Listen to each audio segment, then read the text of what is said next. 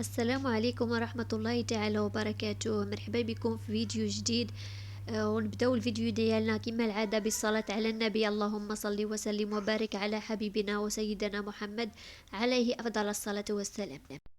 كما كتشوفوا هنايا يعني الدار عامرة بالأزبال حاشاكم وبزاف ديال الفوضى. وعلاش هاد الدار هكا؟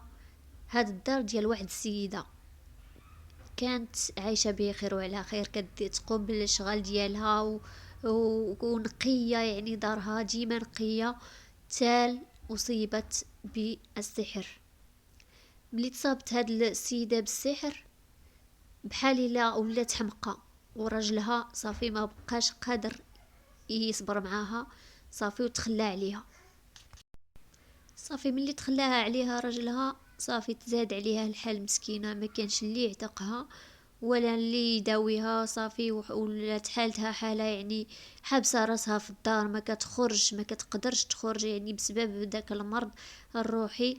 ما كيخليهاش داك الشيء تخرج ولا دير شي حاجه. راكم عارفين الا شي واحد تصاب بهذا المرض، الا ما كانش شي واحد اللي يعتقوها ولا يداويه ويديها فيه، راه مسكينه ما يقدرش يدير شي حاجه بوحدو. صافي وهاد السيده راه عندها والديها، ولكن ما كتقدرش تمشي عندهم، ما كتبغيش تمشي عندهم، بحال المسكينه الا كانت شي واحد دار ليها باش تحمق. ما يعني كيجيو عندها والديها كبغاو زعما يديوها الدواء هادي وهي ما كتبغيهمش، كتجري عليهم. صافي وحابسه راسها في الدار، وكما كتشوفوا راه دارها صافي راه ولات الزباله حاشاكم.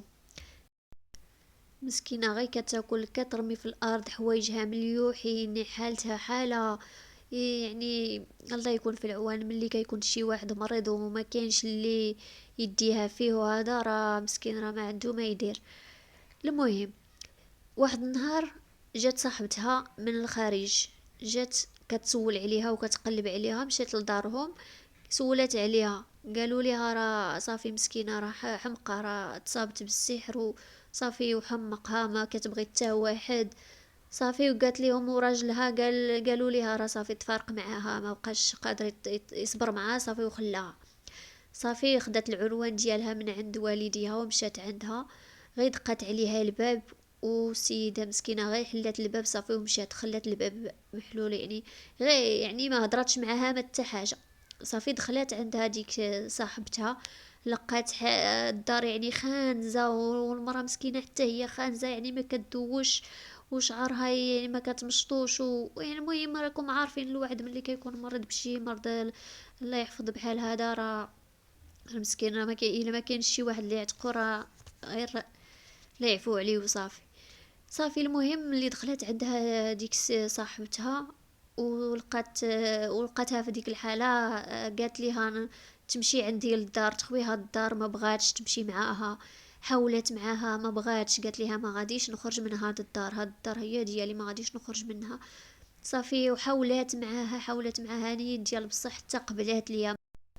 صافي وداتها لدارها وقلبت ليها على شي راقي اللي يداويها، وبقات ليها الدار باش تلقى ليها شي حل.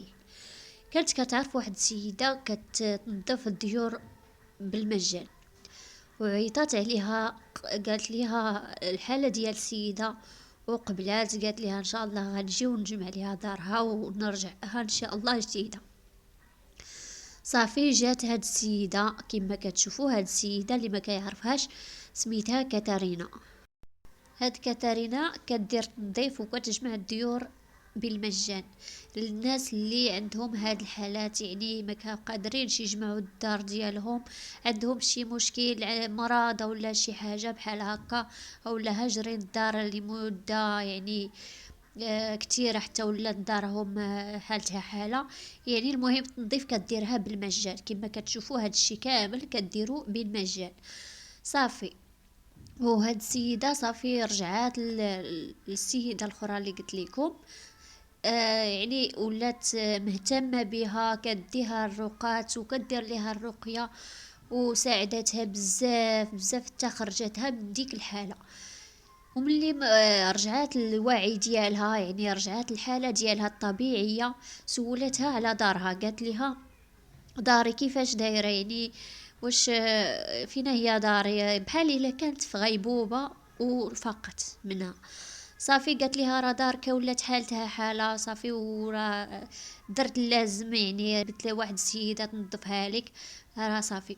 والمهم داتها، قالت ليها بغيت نشوفها، داتها لدارها، وكما كتشوفوا كاترينا رجعت الدار كتشعل ما شاء الله عليها.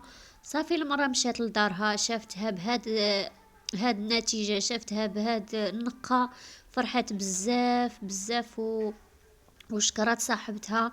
المهم راه صحابات راه فيهم وبزاف الخير كاين في هذه الدنيا ما شاء الله، الحمد لله.